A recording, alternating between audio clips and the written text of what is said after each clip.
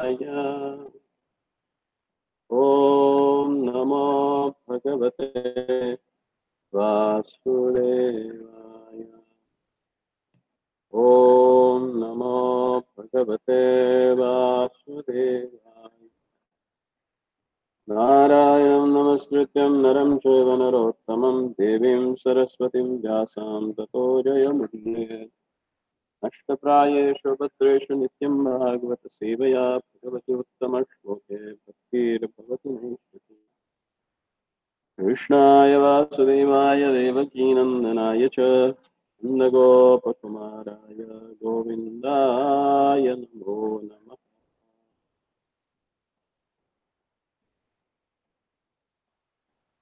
We are reading from Bhagavad Gita chapter 2, text number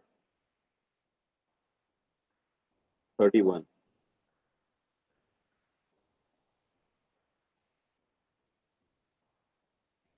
Swadharmam apichaksha na vikampitum arhase dharmyadhi yadhashreyo anyat kshatriyas na vidyate.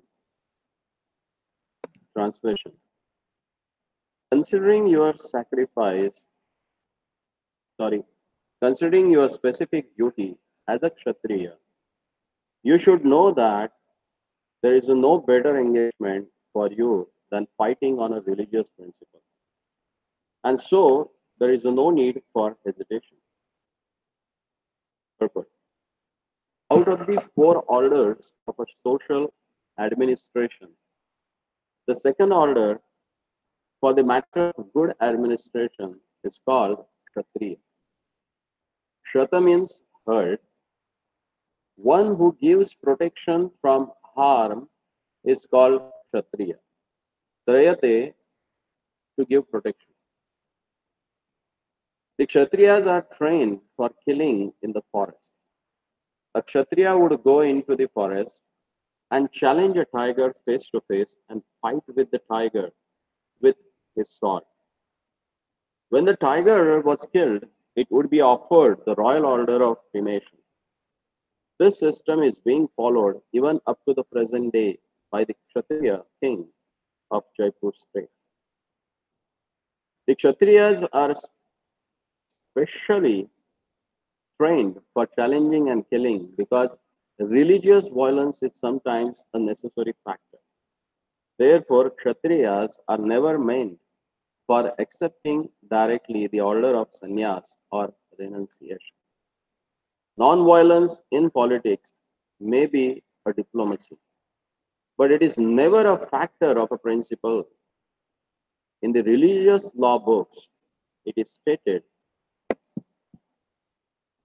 Ahaveshu mitho anyonyam jighaman santo mahikshitaha yudhamanaha param shakya swargam yanti aparan mukha yajneshu pashavo brahman hanyate satatam dvijahi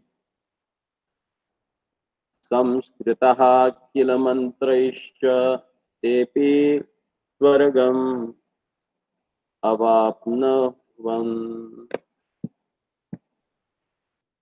In the battlefield, a king or a kshatriya, while fighting another king envious for him, is eligible for achieving heavenly planets after death. As the Brahmanas also attain the heavenly planets by sacrificing animals in the sacrificial fire. Therefore, killing on the battle on the religious principles and in the killing of animals in the sacrificial fire are not at all considered to be acts of violence, because everyone is benefited by the religious principles involved. The animal sacrificed gets a human life immediately without undergoing the gradual evolutionary process from one form to another. And the Kshatriyas killed in the battlefield also attain the heavenly planets, as do the Brahmanas who attain them by offering sacrifice. There are two kinds of swadharmas, specific duties. As long as one is not liberated, one has to perform the duty of that particular body in accordance with the religious principles in order to achieve liberation. When one is liberated, one's swadharma, specific duty, becomes spiritual and is not in the material bodily concept. In the bodily conception of life, there are specific duties for the Brahmanas and Kshatriyas, respectively, and such duties are unavoidable. Swadharma is ordained by the Lord, and this will be clarified in the fourth chapter. On the bodily plane, Swadharma is called Varnashrama Dharma, or man's stepping stone for spiritual understanding. Human civilization begins from the stage of a Varnashram Dharma, or specific duties in terms of specific modes of nature of the body of things. Discharging one specific duty in any field of action in accordance with the Varnashram Dharma serves to elevate one to a higher status of life. Om Ajnanatimirandasya Jnananjana Shalakaya Chakshurunmalitam Yena Tasmai Shri Gurave Shri Chaitanya Manobhisham Sthapitam Yena Bhutale Swayam Kadamiyam Darati Swapadandikam Vandeham Shri Guru Shri Udapadakamala Shri Guruna Vaishnavancha Shri Rupam Sagrajatam Saganavanatanvitam Tam Sachivam Sadvaitam Savadutam Parijanasayitam Krishna Chaitanya Devam Shri Radha Krishna Balan Sahagana Lalita Shri Vishakhanvitam.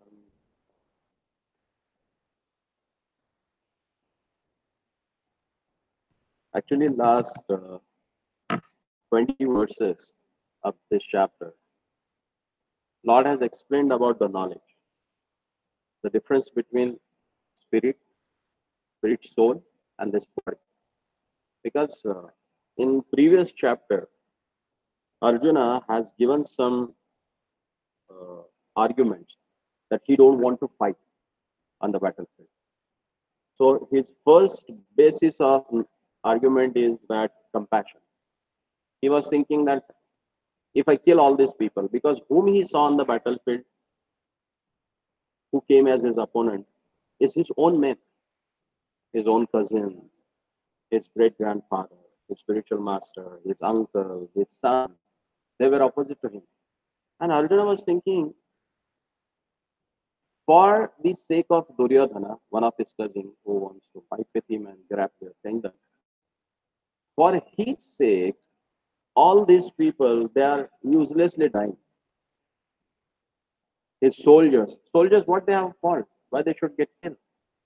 Because of king, they are going to get killed. So he had a compassion in his heart.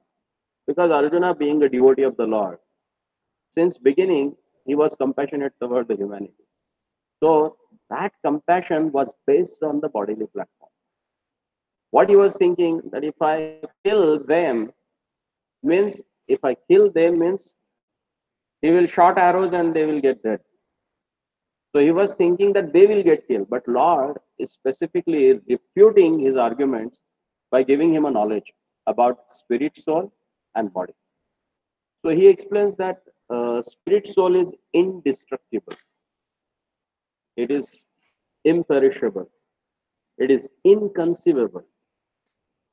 You can't conceive that spirit soul through our material senses, because the size of soul that has explained in the Upanishads is like a 1/10,000 part of tip of hair. So which microscope that we have through which we can see that? So it's inconceivable through the senses. And this body is not going to last long because it is perishable. Because in the same form of the body, we have changed so much. Like a embryo in the mother's womb, from fetus, from child like a body, then like a youth, and then old age. Person is same, but he had changed his body. So ultimately, after death, also he is going to get another body. Then why do lament? So after giving him that knowledge, from this verse up to next 10 verses or 9 verses, Lord is explaining him about karma, law of karma. Because everyone has meant to follow certain activity in his life. No one can live without activity. Is there anybody? You have hands, you have legs, you have brain, you have eyes. So you want to use them. So according to your natural propensities, you use it. Like someone who is like a labor class, he used to engage all his body in the service. So he works according to that, like a mechanic, carpenter, or the civil construction worker. They are on the physical platform they work. There are intellectual person, they work on the brain side, like IT people or professors. Yes, like brahmanas. They use their brain and they work accordingly. Vaishyas, they use their attitude to trade, to sell something, to buy something. So same way, there is a class of people who by birth has a tendency to control, to administer. And they are known as the Kshatriyas in the Vedic terminology. And Prabhupada, in the beginning of this purport, he says, out of the four orders of a social administration, in the Vedic system, to administer the human society, it is divided into four parts. As per the birth or the activities they perform.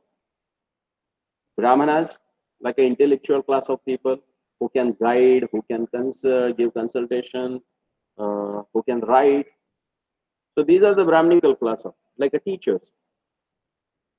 And there is a class of people who are known as a Kshatriya.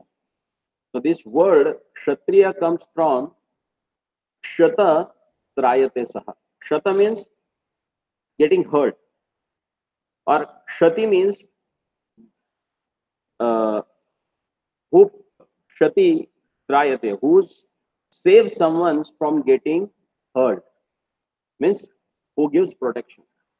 So Kshatriya means a protector, a soldier, a king, or an administrator who admins things in a such a way that you can live comfortably with a protection. And it is his duty. And how Kshatriyas are well trained? For Kshatriyas, killing is essential, because if they don't know how to kill, then how they will fight? So for that purpose, in previous era, Kshatriyas were sent to forest, and there they used to go and challenge the wild animals face to face, and they used to fight with them, and they used to prove their strength. If not, that animal used to kill them. And it is said that in honor of killed animal, they used to do a royal cremation for that animal. Not like in today's world, they shoot and they eat. That's nonsense. Kshatriyas meant to protect someone, not to enjoy on their death. So, for Kshatriyas, if he says that I don't want to be a violent person, I want to practice non-violence. It is like a duplicity. Being a Kshatriya, if though you don't fight, then who will fight? It is your duty to fight. That is your swadharma, your regulative principle, your activity that you're supposed to perform. And that's why Arjuna is telling him, considering your specific duty as a Kshatriya, you should know that there is no better engagement for you than fighting on a religious principle. Previously, wars were fought on the religious principles, not for the acquiring someone's territory or lording it over someone, or to just loot someone. That was not the purpose of wars. Wars were used to be fought for religious purpose. If there is some irreligious king and he is doing some nonsense, then the religious king used to go and he used to stop that person. He used to curb his tendency. He used to kill him if necessary, or he used to put him into jail. That was the administration. Because Shasaka, administrator, as per the in Sanskrit terminology, he is known as a Shasaka. Shasaka means who established the rules, how things should happen. So, being a Kshatriya, if Arjuna, if you hesitate, then you are not following your duties. So, it is best for you to fight. And then Prabhupada, in the purport, he quotes from Vedic text, which explains that in the battlefield, a king or a Kshatriya, while fighting another king envious of him, is eligible for achieving heavenly planets after death. So if someone gets killed in the battlefield, which is based on the religious principle, then after getting killed, that person used to go to heavenly planets. And same result was obtained by the Brahmanas who used to kill animals in the sacrifice. It seems to be weird that if someone is killing one animal, and how he can go to heavenly planets. But that animal was killed in the sacrifice to give him the next birth as a human being. And if that sacrifice is not done properly and that animal's life goes west, then the person who is performing that activity, he used to get the punishment for a murder. It was not killing, that is used to become a murder, and that person used to suffer for it. So the person who got killed in the battlefield while fighting with the envious king opposite to him, he gets Atova Praptasya Swargam. If he dies, he goes to the heaven. So Arjuna, you should fight. That's what Krishna wants to say. And then in the next verse, text number 32, Lord says, Yadruchaya chopannam swargadvaram aparitam sukhina kshatriya partha labhante yudham idrusham. O Parth, happy are the kshatriyas to whom such a fighting opportunities come unsought, opening for them the doors of the heavenly planet. Now again, Lord is explaining him. Being a kshatriya, if you follow your own duty, then definitely you are going to go to heaven. But if you neglect that, then what you are going to get? Defaming and as well as hell.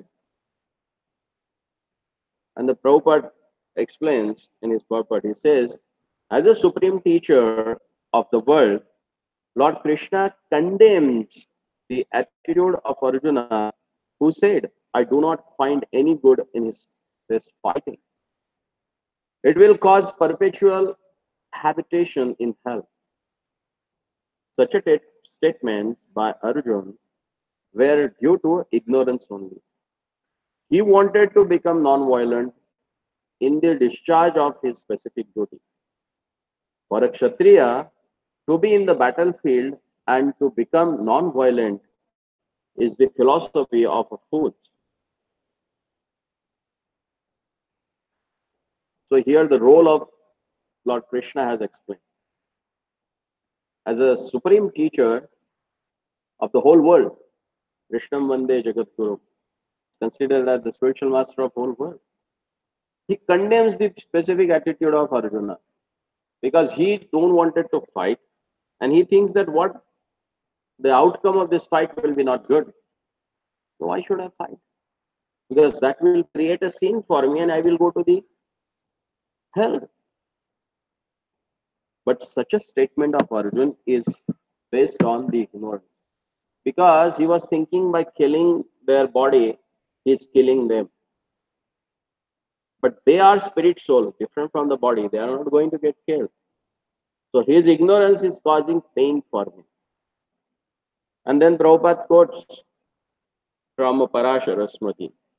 He says, Kshatriyo hi praja rakshan shastra paninihi pradandayam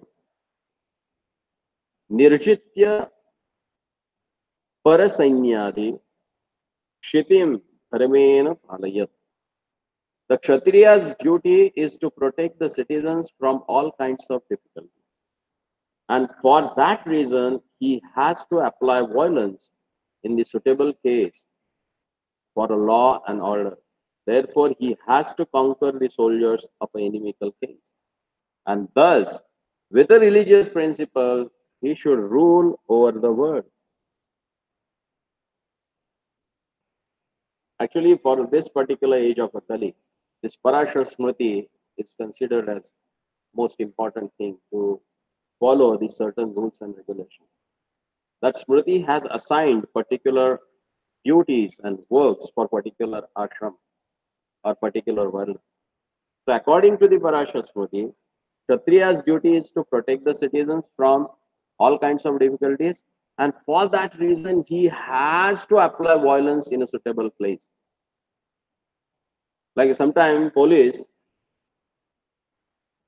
police officer, if he sees that someone is shooting, and that time he said, I don't want to be violent, then that's not good because his duty is to check that person. Either get him, subdue him. If it is not, then just shoot him. That's his duty. To establish the law and order. Therefore, he has to conquer the soldiers of inimical kings, and thus, with a religious principle, he should rule over the world. And considering all aspects, Arjuna had no reason to refrain from fighting. If he should conquer his enemy, he would enjoy the kingdom. And if he would die in the battle, he would be elevated to the heavenly planets, whose doors were wide open to him. Fighting would be for his benefit in either case. As he was thinking in his mind that this karma will cause a sin for me. But if he is suitably using that violence, then it is not a sin for him. That's what Lord Krishna wanted to convey him and convince him to fight. Then in the next verse he says, Atachetatvam dharmyam sangramam na karishyasi tataswadharmam akirtim cha hitva papam avapyasi. If, however, if you do not fight this religious war, then you will certainly incur sins for neglecting your duties and thus lose your reputation as a fighter. Arjuna was known as a Param Tapa. He's a very austere person as well as very chivalrous fighter. Or Mahabahu, he is considered as a very powerful person. Arjuna was a famous fighter, and he attained the fame by fighting many great demigods, including even Lord Shiva. Once what happened, Arjuna, he was in Himalayas.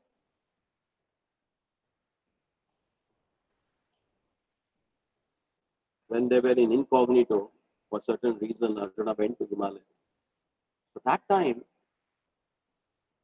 he saw one wild boar running across him. To hunt that boar, what he did, he shot the arrow. And same time, Lord Shiva, just to test Arjuna's power and his fighting ability, he took a form of hunter. And he also simultaneously shot the arrow. And both they killed that same boar. And both they reached near the boar and they started claiming, hey, I have shot him and I killed him. Arjuna said, no, it's me who has done that. The hunter said, it's me who has done it. So they were had a long argument and then they challenged each other. You think that you are so expert? Let's see. I'm challenging you. Let's have a fight. Both they started a fight. And they fought for a while.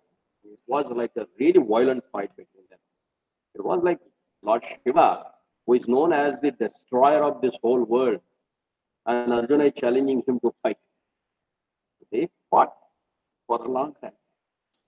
After that, Lord Shiva thought, oh, this Arjuna is really powerful. Then he changed himself into his original form. He said, Arjuna, I'm really happy with you. Now you can ask any boon you want. It's my pleasure that I got a chance to fight with the most powerful personality in the universe. And you are pleased with my fight. That is enough for me. I don't need anything. Still, Lord says, you ask, I'm ready to give you. Listen, you give whatever you think the best. Then Lord Shiva gave him his Pashupatastra, one of the most prominent weapon that Lord Shiva has. Gave it to him. He taught him how to invoke that weapon and how to use it. So everyone knew that he was a great warrior. Even Dronacharya gave everything and gave him a benediction and awarded him a special weapon by which he could kill even his own teacher. So Dronacharya has given his own death weapon to Arjuna. So he was accredited with so many military certificates from many authorities, including his adopted father Indra, the heavenly king. But if he abandoned the battle, he would not only neglect his specific duty as a Kshatriya, but he would lose all his fame and good name, and thus prepare his royal road to hell. Such a powerful personality, if he says, I don't want to fight, then what people will think about him? Coward person, useless fellow. You don't want to fight. So that will create a defaming for him. He will get defamed. And that's what Lord is explaining to you. Arjuna, your reputation will be lost. So get up and fight. In the next verse, the Lord says, Akirtim chapi bhutani kathayan shanti avyayam sambhavitasya chakirtir maranadatiriksate. People will always speak of your infamy, and for one who has been honored, his honor is worse than death. It's a general rule that we have seen in this world. If someone is famous, if you defame him, then what happens? He is almost dead. So Arjuna, you are such a powerful person, and if you run away from the battle, you turn away, and you take sannyas and go away for the compassion of the people. But those same people for whom you are feeling compassion, they will defame you. They will think, look at this coward, he is running away from the battle. And the person who is honored, his honor is worse than the death. At least death, at one point, at one shot, you will die. But this infamy or dishonor will kill you each and every moment. And still you are alive. So that is worse than the death. So both as a friend and philosopher to Arjuna, Lord Krishna now gives his final judgment regarding Arjuna's refusal to fight. The Lord says, Arjun, if you leave the battlefield, people will call you a coward even before your actual fight. And if you think that people may call you bad names, but that you will save your life by fleeing the battle, then my advice is that you would better to die in the battle. For a respectable man like you, ill fame is worse than death. So you should not flee for fear of your life. Better to die in the battle. That will save you from the ill fame of misusing my friendship and from losing your prestige in society. So the final judgment of the Lord was for Arjuna to die in the battle and not withdraw.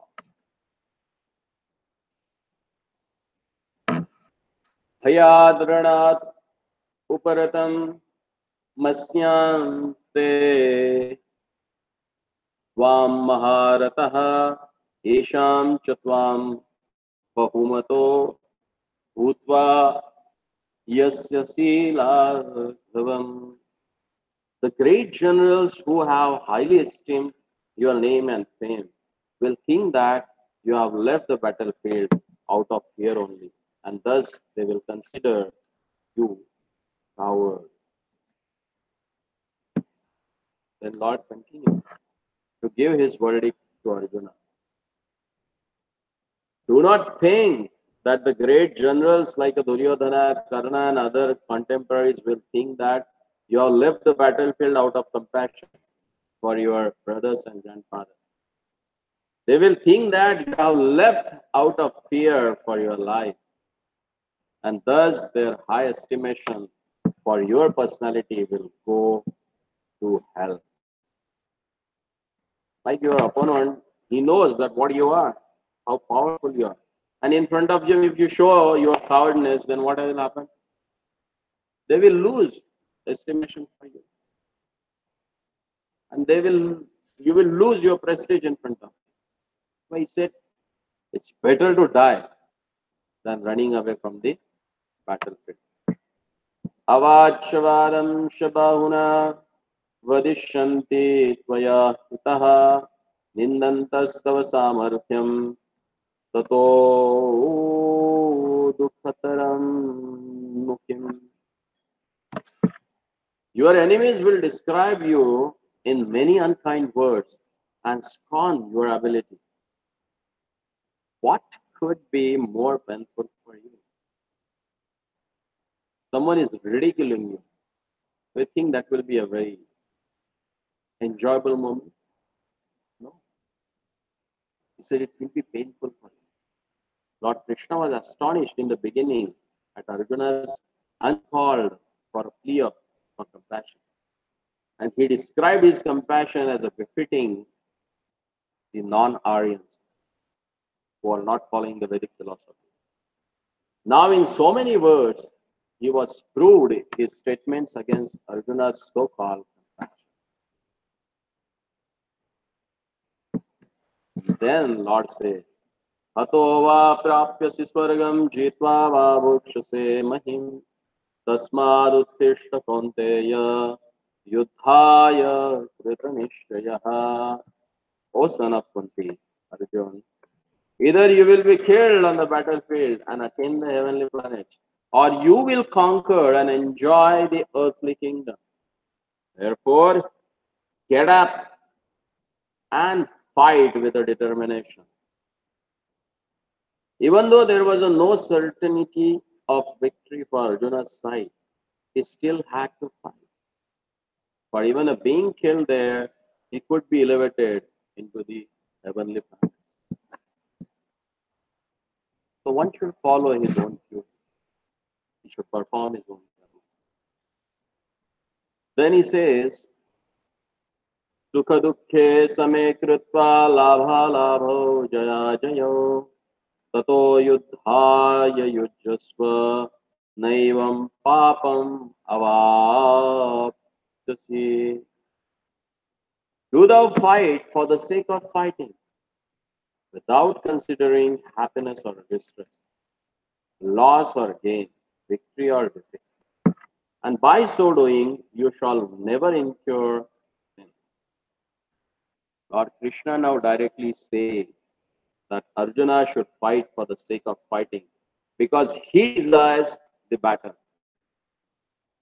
It was Lord's desire that this battle should happen with Arjun or without Arjun. That's why he says, just fight for the sake of fighting. There is no consideration of happiness or distress, profit or gain, victory or defeat in the activities of Krishna consciousness. The things that you do it for the pleasure of Krishna, you don't have to consider all the things. Whatever you do for the pleasure of the Lordship, you should not consider it is a painful or it is giving you happiness, whether there is a profit or gain or victory or defeat. Just do it because that's what Lord wants from you. That everything should be performed for the sake of Krishna is the transcendental consciousness. So there is no reaction to material activities. He who acts for his own sense gratification, either in goodness or in passion, is subject to the reaction, good or bad. But he who has a completely surrendered himself in the activities of Krishna consciousness is no longer obliged to anyone, nor is he a debtor to anyone, as one in the ordinary course of activities. Simple example. If a soldier is fighting on the battlefield and he kills like a 10, 15 soldiers, when he comes back, governments honored him with a medal. When that same soldiers comes to the house and he shots the neighborhood, what will happen? The same government will hang him till death. What is the difference?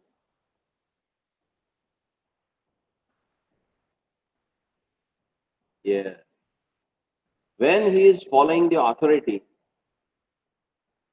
he is not blamed for his activities. If he is really good in that, he gets honor. But if that same activity, he does it for his own purpose. The same way, whatever we do for our sense gratification, that causes pain and pleasure for us. But same thing, if we do it for the pleasure of the Lord, then there is no sensation of pain and pleasure because there is only one target to please the Lordship. That's why we say, Divarshi bhuta prananam pitranam na kinkaro nayam brunicha rajan sarvatmanaya sharanam sharanyam gato mukundam parirutya karatam. Now it is explained here that anyone who has a completely surrender unto Krishna, Mukunda, giving up all other duties, is no longer a debtor, nor is he obliged to anyone. Not the demigods, not the sages, not the people in general, nor kinsmen, nor humanity, nor forefathers. That is the indirect hint given by Krishna to Arjuna in this verse, and the matter will be more clearly explained in the following verse. Prabhupada gave this verse from the 11th canto of Srimad Bhagavatam, where it is explained if someone is surrendered everything for the pleasure of the Lord, then for him nothing to do in this world. Because the ultimate goal of our life to please Lord. And if one has already done that, then no need for him to please other people. It happens automatically. As if you water the tree, where you put water? On leaves, twigs, branches, where do you put water? In the roots. You put water in the roots, automatically it goes to everywhere. So if you serve God, then automatically gods who belongs to God, they will be happy. That's the essence. And in the next verse, then Lord says, Esha te abhita sankhye buddhi yoge tvam imam shunam buddhya yukto yaya partha karma bandhana prahasyasi. Thus, for I have declared to you the analytical knowledge of a Sankhya philosophy. Now listen to the knowledge of yoga whereby one works without fruitive result. O son of Pritha, when you act by such an intelligence, you can free yourself from the bondage of birth. In the purport, Prabhupada says, according to the Nirukti or the Vedic dictionary, Sankhya means that which is describes the phenomena in detail. And Sankhya refers to that philosophy which describes the real nature of the soul. And yoga involves controlling the senses. Arjuna's proposal not to fight was based on the sense gratification, forgetting his prime duty.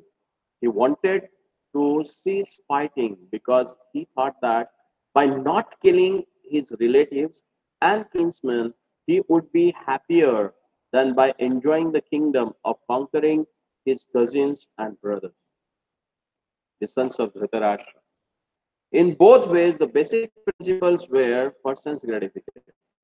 Happiness derived from conquering them and happiness derived by seeing kinsmen alive are both on the basis of phenomenal sense gratification, on a personal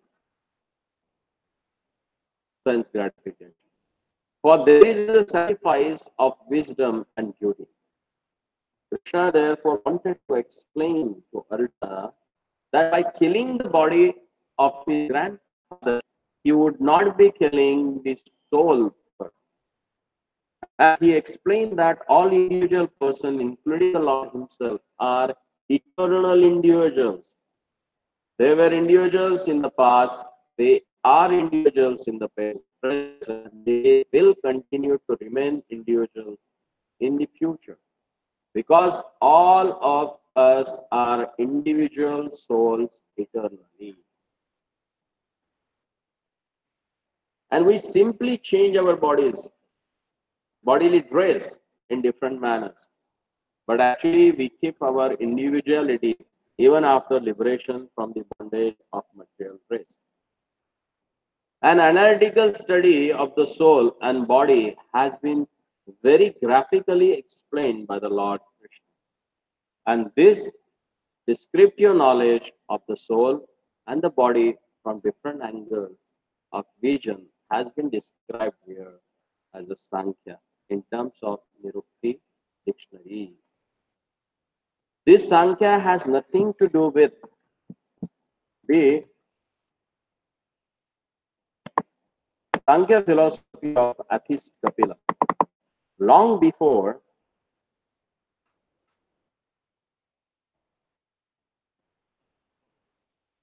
the impostor Kapila's Sankhya, the Sankhya philosophy was expounded in the Srimad Bhagavatam by the true Lord Kapil, the incarnation of Krishna, who explained it to his mother Deva Huti. It is clearly explained by him that the Purusha or the Supreme Lord is active and that he creates by looking over the Prakriti. This is accepted in the Vedas and in the Gita. The description in the Vedas indicates that the Lord glanced over the Prakriti or nature and impregnated it with atomic individual souls. All these individuals are working in the material world for sense gratification. And under the spell of material energy, they are thinking of being enjoyed. This mentality is dragged to the last point of liberation when the living entity wants to become one with the Lord. This is the last snare of Maya or sense gratificatory illusion. And it is only after many, many births of such a sense gratificatory activities that the great soul surrenders unto Vasudeva, Lord Krishna, thereby fulfilling the search after the ultimate truth. Arjuna has already accepted Krishna as his spiritual master by surrendering himself unto him. Shishyasteham shadimam tvam prapannam. Consequently, Krishna will now tell him about working process in Buddhi Yoga or Karma Yoga. or in the other words, the practice of devotional service only for the sense gratification of the Lord. This Buddhi Yoga is clearly explained in chapter 10, verse 10, as being directed communion with the Lord, who is sitting as a Paramatma in everyone's heart. But such a communion does not take place without devotional service. One who is therefore situated in the devotional and transcendental living service to the Lord, or in other words, in Krishna consciousness, attains to the stage of a Buddhi Yoga by the special grace of the Lord. The Lord says, therefore, that only to those who are always engaged in the devotional service out of a transcendental love does He award the pure knowledge of devotion in love. In that way, the devotee can reach Him easily in the ever blissful kingdom of God. Thus, the Buddhi Yoga mentioned in this verse is the devotional service to the Lord, and the word Sankhya mentioned herein has nothing to do with the atheistic Sankhya Yoga enunciated by the impostor Kapil.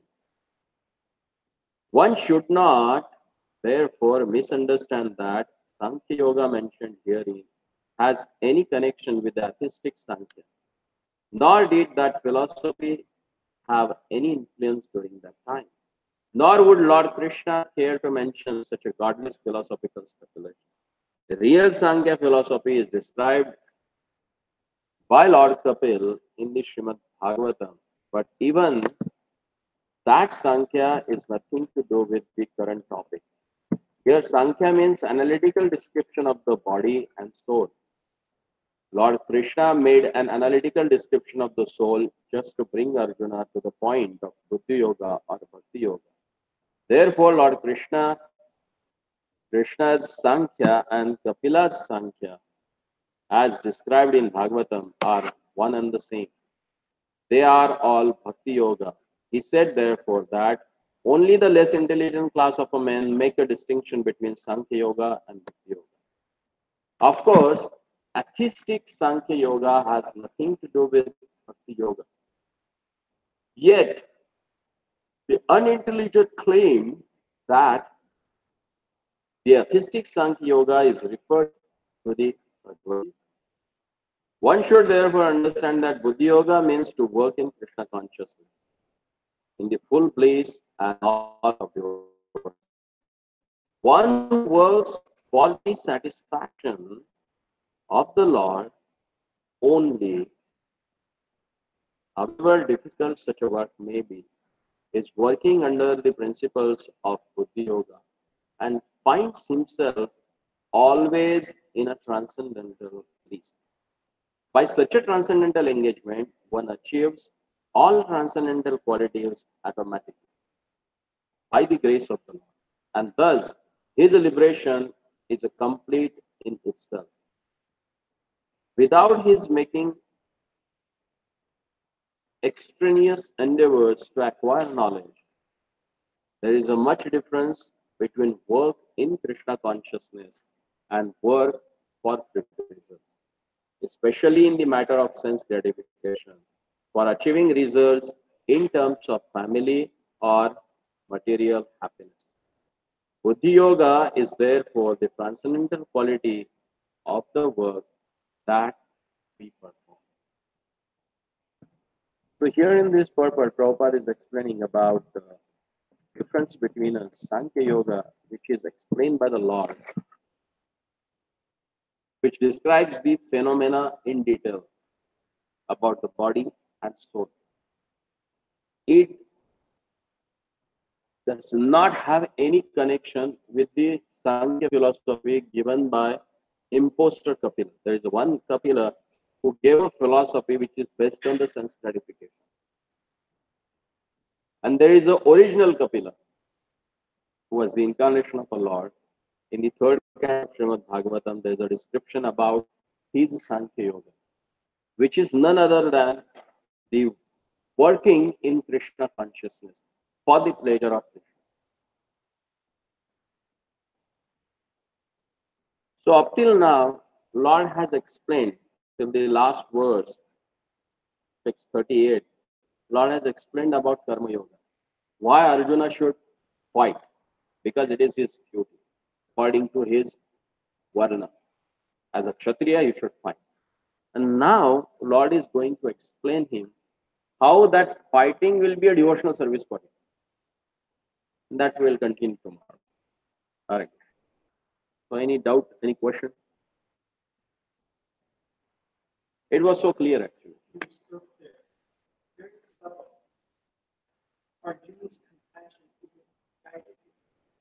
Yes.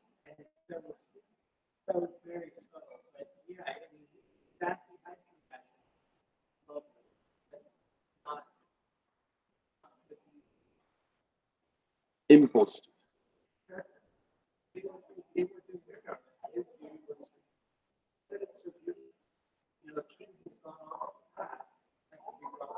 Yes. Yes.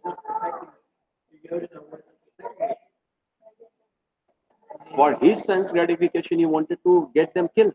He said, Mother Arthe Tyakta Jivita. They are there for my sake, they're there to give their lives. For his sense gratification, they are going to get slaughtered. And here Arjuna, even though he is righteous, but he says, I don't want to fight. I don't want to kill these soldiers useless. Yeah.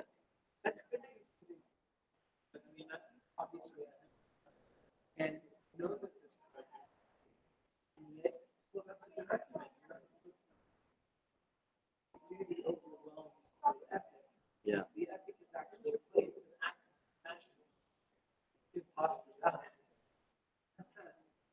And only Arjuna can do that, not a Brahmana.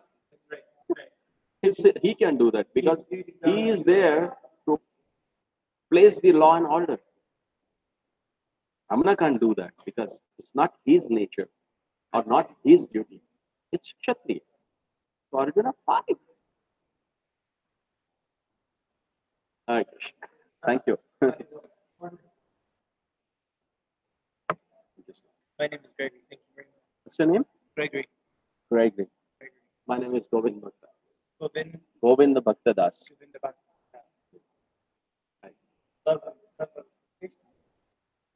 Devotee of Krishna. Bhakta is devotee. Servant of devotees of Krishna. Wonderfully done. Thank you. Do this every Friday? Every day. Every day? Every day in the evening. Thank you. You can subscribe our YouTube channel. Then wherever you may be, you can join it on mobile. That will be easy. Good night. Like, Thank you very take much. some prasad. Hare Krishna. If you like, you can have a little bit. All 30, so I'd love to next time I walk. Hey, Prabhu, for us, sweet. We'll give you some. Right.